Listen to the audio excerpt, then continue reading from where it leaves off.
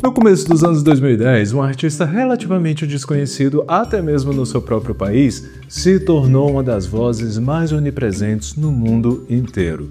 Mesmo não sendo o som mais característico da época, Somebody That I Used To Know não foi apenas um sucesso, mas um fenômeno global. No entanto, logo após esse estouro, Gaultier fez algo que poucos fariam. Sem tentar repetir a fórmula do sucesso ou até mesmo tentar se manter fiel à sua obra, por escolha própria ele optou por tentar fazer o seu nome ser esquecido e sequer lançou qualquer outro tipo de material desde então. Um caminho raro e um mercado onde muitos até se perdem tentando emplacar o próximo hit. Mas, por mais que ele tentasse ser essa pessoa que um dia a gente apenas ouviu falar, não deu muito certo, visto que até hoje o seu trabalho é reconhecido em qualquer esquina e com seu maior sucesso sendo reinterpretado, remixado e sampleado por grandes nomes da música atual que vão de Justin Bieber a Dolce. Quem é Gaultier, por que ele sumiu e como ele construiu uma trajetória tão única que foge dos padrões da indústria, mas ainda é amplamente respeitado. Olá pessoal, meu nome é Anderson Vieira, esse é mais um vídeo aqui do canal e no direto ao ponto, antes do lançamento do Make Mirrors, álbum que trouxe Somebody That I Used To Know, Gaultier era um artista de indie pop / indie rock que tinha o seu público, mas que também estava longe de ser o nome mais mainstream da Austrália. Antes de 2011 ele já havia lançado 2 álbuns solos e participado de uma banda chamada The Basic, e só para vocês terem uma noção, os principais shows que ele fazia na época eram em festivais e a sua música mais famosa no YouTube até então tinha pouco mais de 200 mil visualizações. Até aí ok, tudo certo, ele era um músico que conseguia viver da sua arte, beleza. Tudo iria mudar a partir do lançamento do primeiro single do seu terceiro álbum de estúdio, que aliás foi uma música que levou tempo pra ficar pronta. Músicas sobre fim de relacionamento existem a rodo, mas o maior destaque dessa foi a forma realista e ambígua que ele trouxe esse tema. Não existia um vilão, mas uma ressaca emocional, vamos dizer assim, com dor e ressentimento, mas também uma tentativa de racionalizar o que houve, tentando apresentar ao mesmo tempo o outro lado da história. Era uma música que ele sabia que não ia funcionar com ele sozinho, e uma curiosidade sobre ela é que aparentemente o Gaultier iria lançar Somebody That I Used To Know com a Sia a princípio. Ele nunca confirmou o nome, mas em entrevistas na época ele chegou a comentar que essa foi uma música que levou quase 6 meses para ficar pronta porque ele não conseguia encontrar uma vocalista feminina para gravar o dueto com ele, e foi aí onde ele detalhou que até chegou a conversar com uma cantora de alto nível na Austrália quando eles foram se apresentar em um mesmo festival.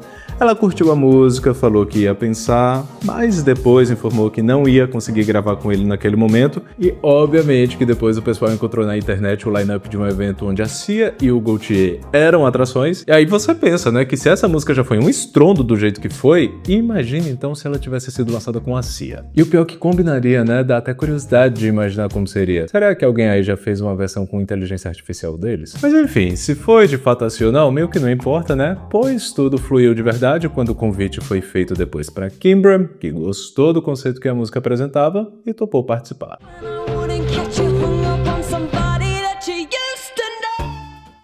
Somebody That I Used To Know foi lançada em julho de 2011 e pro nível que o Gaultier e a Kimbra tinham até então, dá pra falar até que essa música foi um sucesso instantâneo pra eles. O clipe bateu 70 mil visualizações em apenas uma semana no YouTube, mas muito mais do que esses números, o que pegava mesmo eram os comentários do pessoal falando que nossa, finalmente encontrei uma música de término com a qual eu posso me identificar. Isso meio que já era ali o primeiro indício de que a qualquer momento aquilo ia viralizar, como viralizou, até porque ela tinha um pacote completo pra isso, né?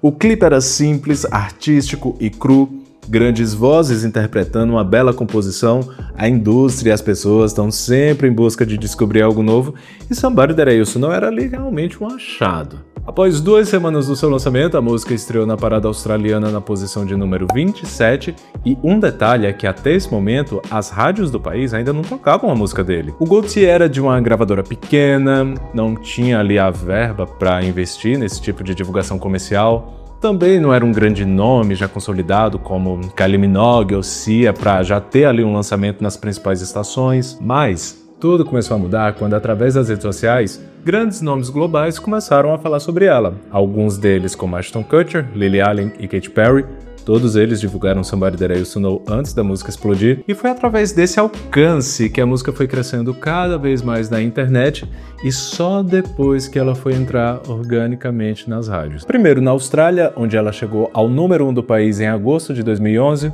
Depois na Europa, onde no Reino Unido ela chegou ao topo dos charts em fevereiro de 2012, foi se espalhando pelo mundo e provavelmente o país onde ela mais demorou para engatar foi justamente nos Estados Unidos, onde, aliás, ela ganhou esse gás a mais depois de uma semana muito específica de abril. No dia 10 de abril de 2012, a música foi apresentada em Glee, que na época basicamente determinava os sucessos daquele momento. No dia seguinte, no dia 11 de abril de 2012, ela foi apresentada por 2 participantes do American Idol, um deles que era o favorito da temporada e acabou sendo vencedor, no caso o Philip Phillips, acho que muitos aí devem lembrar dele. E lembrando que na época também o American Idol tinha uma audiência média de tipo 16 milhões de espectadores por episódio. E pra fechar, no sábado dessa mesma semana, no dia 14 de abril de 2012, Gaultier e Kimbra foram as atrações do SNL.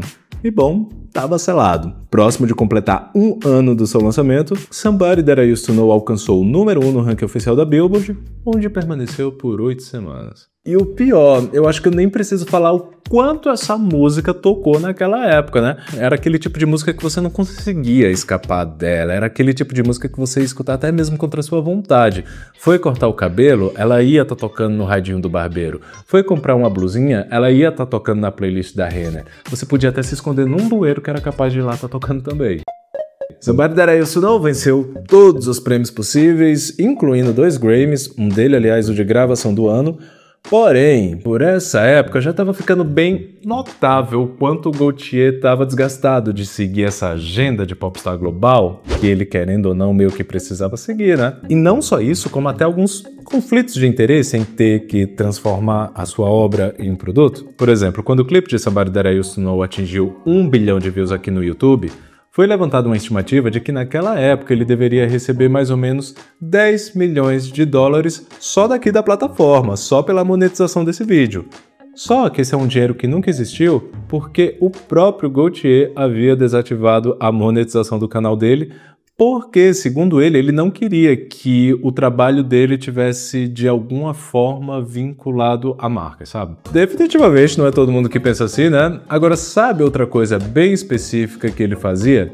Sabe quando você vai num festival e tem aquele artista que as pessoas só conhecem uma música e a gente meio que já sabe que essa música só vai vir no fim do show porque ele quer, obviamente, que as pessoas assistam às outras músicas dele? Então, sabe o que é que o Gaultier fazia? Ele já abria o set dele justamente com Somebody That I Used To Know. Ele fez isso no Coachella, fez isso, enfim, em vários outros festivais também, meio que dando ali a ideia de, ó, quem veio aqui só pra ouvir essa música, já ouviu, já fez o seu vídeo, pode ver outra coisa. Isso sem contar nas entrevistas, né, onde sempre perguntavam a ele quais seriam os próximos passos, como ele se sentia sendo um popstar mundial e tudo mais.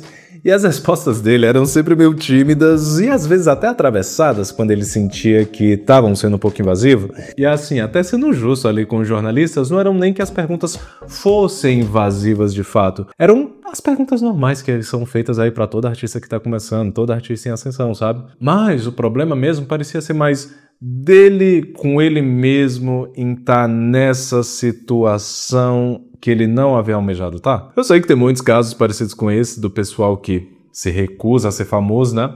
Mas, nesse caso, a gente tá falando de alguém que ainda morava numa van depois que já tinha vendido mais de 10 milhões de cópias. Last week, your van was stolen. 10 million single sales. What the hell are you doing driving a van? Enfim, era bem notável que havia um grande desconforto do Gaultier com toda essa ascensão, com toda essa fama repentina que de uma hora veio pra ele.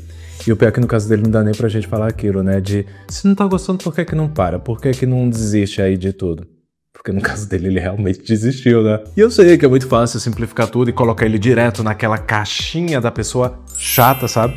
Mas, sabe aquilo de você só conhece uma pessoa de verdade quando você dá poder a ela? Então, naquele momento o Gaultier era uma pessoa muito grande e influente no cenário musical. Todos os acessos possíveis estavam abertos para ele naquele momento. Mas ele meio que continuou sendo aquela mesma pessoa que ele já era antes de todo esse reconhecimento. Ou melhor, o mesmo artista, né? Porque não dá pra falar do lado pessoal. Até mesmo quando alguém tem uma vida super exposta, a gente sabe que a gente não conhece aquela pessoa de verdade.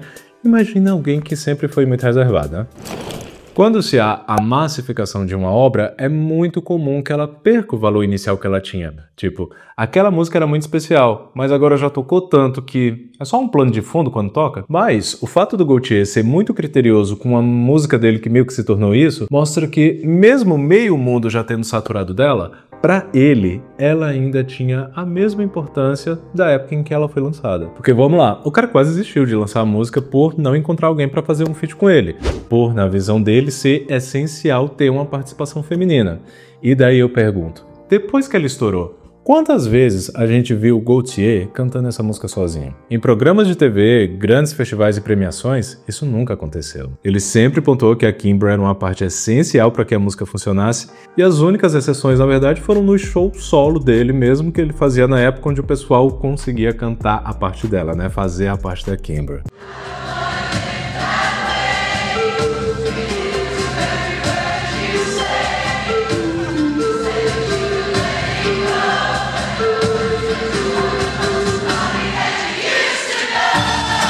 Somebody That I Used to Know ainda tinha um grande apelo artístico ao seu favor, que era o fato de ser uma canção escrita e produzida apenas por uma única pessoa. No caso, o Wally the Baker, que aliás é o nome verdadeiro do Gaultier. Deveria ter falado essa informação lá no início do vídeo, né? E assim, não que eu acho que esse seja um grande mérito pro produto final, mas também não deixa de ser algo a se destacar, né? Quando uma única pessoa tem todo esse talento de criar todos os elementos de uma canção, de uma música que conquistou todos os públicos em todas as partes do mundo. Tudo isso ter sido feito por uma única pessoa. E principalmente com algo tão original assim, né?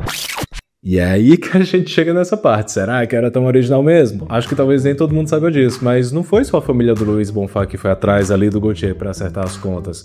Pelo menos umas 5 notificações foram apresentadas na mídia, tentando ali conseguir algum possível crédito, mas nesse caso só do Luiz Bonfá mesmo que foi adiante. E nisso tinha gente querendo reivindicar até direito autoral de música folclórica, sendo que música folclórica não é protegida por direito autoral, sabe? Ninguém sabe quem foi que compôs algumas delas. Mas até aproveitando desse assunto, olha só um trechinho dessa música que se chama Baba Black Sheep, que na verdade é uma cantiga do século XVIII da Inglaterra. Me fala aí se essas notas não soam um pouco familiar.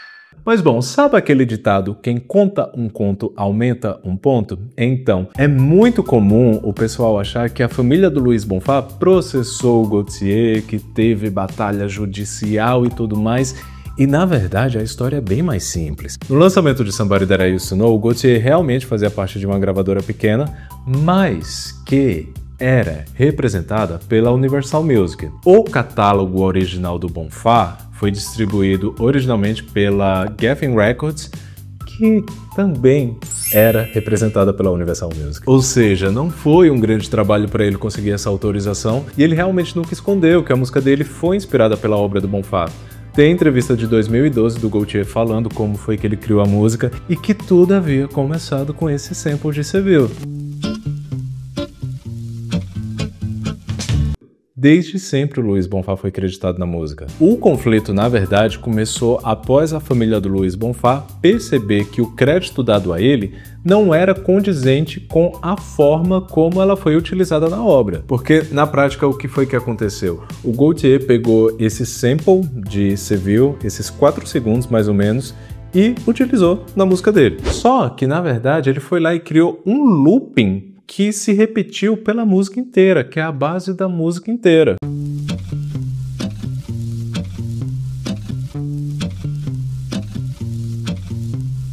O Gaultier talvez tinha um entendimento sobre esse assunto, a família do Luiz Bonfá outra, e no fim eles acabaram entrando em um acordo onde o Luiz Bonfá foi acreditado como compositor principal, não apenas sample, ele era compositor principal da música pela forma como o trabalho dele foi utilizado. E ser acreditado como compositor principal é um crédito muito maior, é um prestígio muito maior, é um reconhecimento muito maior sobre aquela obra que você utilizou, e também royalties maiores. Eu noto que aqui no Brasil tem muita gente que tem um ranço muito grande do Gaultier por conta dessa história, dele ter sido o gringo que tentou roubar o trabalho de um brasileiro achando que ninguém ia perceber e não saiu livre. E assim, vou colocar a mão no fogo por esse cara? Jamais. Vai que ele realmente tinha todo o entendimento de como esse sample funcionava e escolheu esse caminho por onde ele poderia pagar menos. Nunca se sabe. Porém, né, vamos ser realistas, isso é uma suposição e principalmente baseada no fato de que ele já sabia que a música ia estourar do jeito que foi. Ou que, vamos lá, né? Além de não combinar muito com as outras atitudes dele, porque tipo, se ele queria tanto dinheiro, por que ele foi lá e desmonetizou o vídeo dele do YouTube, perdeu 10 milhões de dólares só por causa de apertar um botão? Se ele queria o prestígio, se ele queria tanto esse prestígio de ter criado uma obra muito única, por que antes mesmo dele ser acusado de alguma coisa, ele já falava a obra na qual ele havia se inspirado, sabe? Mas é isso. O fato é que com os créditos do Luiz Bonfá como compositor principal de Somebody That I Used to Know, todo mundo que for utilizar o sample dessa música vai ter que automaticamente acreditar os dois. Não é uma questão de escolha. Vocês podem notar, se o Luiz Bonfá é um dos compositores de Hold On do Justin Bieber, é por conta da interpolação de Somebody That I Used to Know que ele fez. Se ele também é um dos compositores de Anxiety da Dolce, mesmo motivo. Tô aqui afirmando que o Bieber ou a Dolce não conhecem a obra do Bonfá ou até mesmo o Bonfá em si? Não tô afirmando nada disso. Mas esse crédito que eles deram tá longe de ser uma gentileza como muita gente no Twitter tava afirmando na época. Gente, a essa altura, com uma música do tamanho que essa é, meio que não é uma escolha, sabe? Acredito que o que mais chama a atenção no caso do Gaultier, agora falando nesse sumiço dele, foi o tamanho da desilusão com a fama que ele teve, vamos colocar assim, porque por mais que ele não quisesse seguir uma carreira mainstream, ele teria opções de manter uma carreira sem precisar jogar o jogo da indústria. Porque, por exemplo, a Fiona Apple, ela tem um grande hit comercial que é Criminal. Para alguns, ela pode até ser uma one hit wonder, porque na prática realmente é só uma música na boca do povo que ela tem, mas a carreira dela tá longe de ser definida por isso. Ela tem um respeito muito grande, tanto do público quanto da indústria, justamente por ter seguido fazendo um trabalho autêntico, mesmo após emplacar um sucesso nas paradas. Até a própria Carly Rae Jepsen, né? Eu acho que dá pra gente citar como outro exemplo disso. O grande público conhece ela apenas por Call Me Maybe. Mas ela tá aí hoje, mesmo que mais inchada, fazendo shows pelo mundo inteiro, fazendo os lançamentos dela. Ela tem uma base de fãs muito fiéis. E é isso. Acho que muita gente esperava que o Gaultier talvez fosse seguir por um caminho assim, né? Mas nem isso ele quis. Respondendo à pergunta que paira a curiosidade de muita gente, o que aconteceu com o Gaultier, lembra daquela banda que ele fazia parte que a gente citou lá no início do vídeo? Então, diferente da maioria dos casos de artistas que vieram de banda e fizeram sucesso solo, após se tornar um nome global, o caminho que o Gaultier encontrou para continuar trabalhando com música foi voltar a trabalhar com seus antigos amigos. A banda não costuma dar entrevistas, os shows eram geralmente para pequenos públicos, mas desde 2021 eles anunciaram que não vão fazer mais apresentações ao vivo.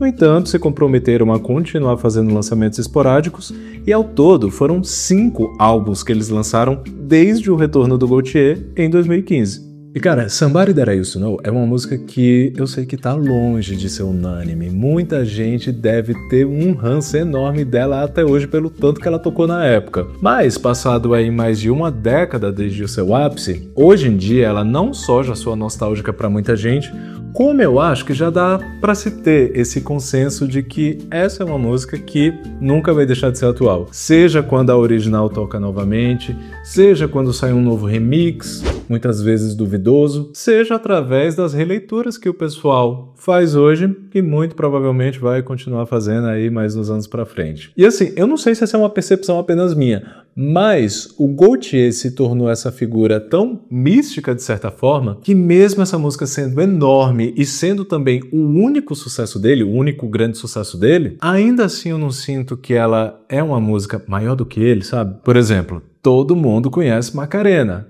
mas nem todo mundo sabe falar quem é que canta Macarena. Se colocar pra tocar, todo mundo vai saber reconhecer Better Off Alone.